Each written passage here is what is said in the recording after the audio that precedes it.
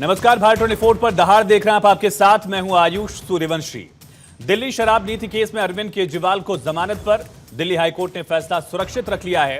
गुरुवार को Rouse Avenue court ने अरविंद केजरीवाल को जमानत दे दी थी।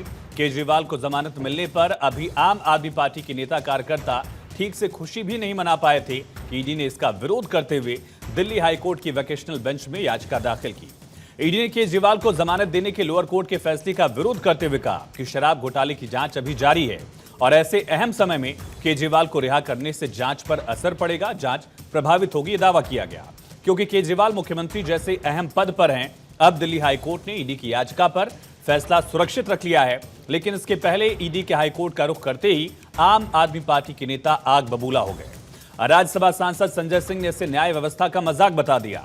अरविंद केजरीवाल की पत्नी सुनीता केजरीवाल इसे आतंकियों जैसा व्यवहार बता रही हैं। मंत्री सौरभ भारद्वाज पूछ रहे हैं कि बिना बेल ऑर्डर आए ईडी किस आधार पर हाईकोर्ट पहुंचा।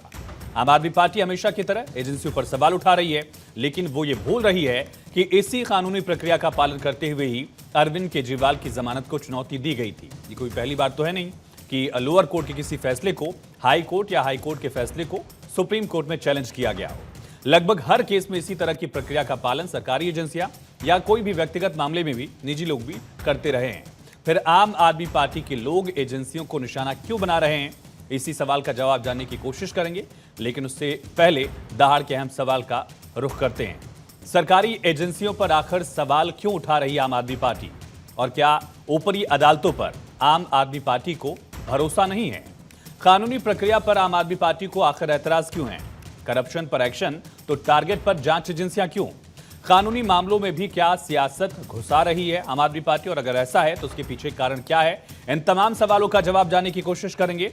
हमारे साथ खास मेहमान भी हैं, लेकिन उससे पहले इसको लेकर किस तरह से सियासी बयानबाजी का सिलसिला शुरू हुआ, सुनिए।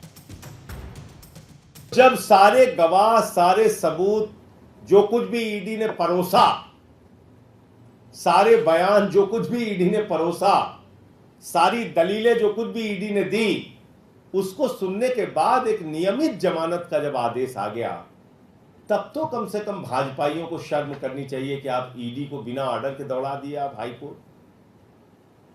अब इस आदेश के बाद पूरी की पूरी भारतीय जनता पार्टी को खामोश होकर अरविंद केजरीवाल और आम आदमी पार्टी से माफी मांगनी चाहिए।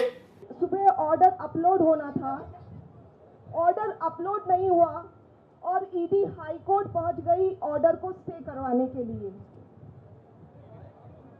इतना ये तो ऐसे हो गया Arvind Kejriwal is the most wanted terrorist of India. देश में तानाशाही इतनी हद पार कर रही है कि ईडी किसी को लिबर्टी भी नहीं देने के, मुख्यमंत्री के अगेंस्ट वो स्टे के लिए चली जाती है। लोअर कोर्ट के बेल का ऑर्डर अभी अपलोड ही नहीं हुआ, हमें ही नहीं मिला, किसी को मिला ही नहीं।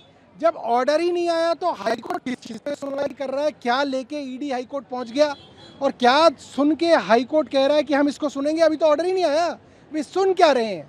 ईडी चैलेंज किस चीज़ को कर रहा है? ये तो बड़ी अजीब सी बात है, कभी नहीं सुना देश में। पूरी तरीके से भारतीय जनता पार्टी की केंद्र सरकार इसको निजी दुश्मनी की तरह ले रही है।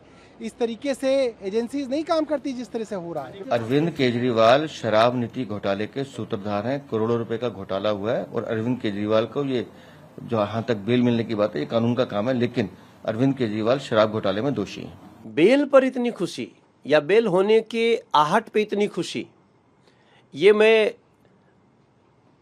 अरविंद केजरीवाल गैंग के लोगों को ही इतना खुश होते देख सकता हूं। बेल कोई राहत नहीं है, बेल एक टेम्पररी प्रोसेस है कि आपके ऊपर केस चल रहा है।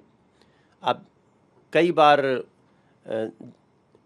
कुछ 50,000 लाख रुपए के, 10,000 रुपए के मुचलके पे, कुछ लोग तो 5,000 के भी मुचलके पे निकलते हैं।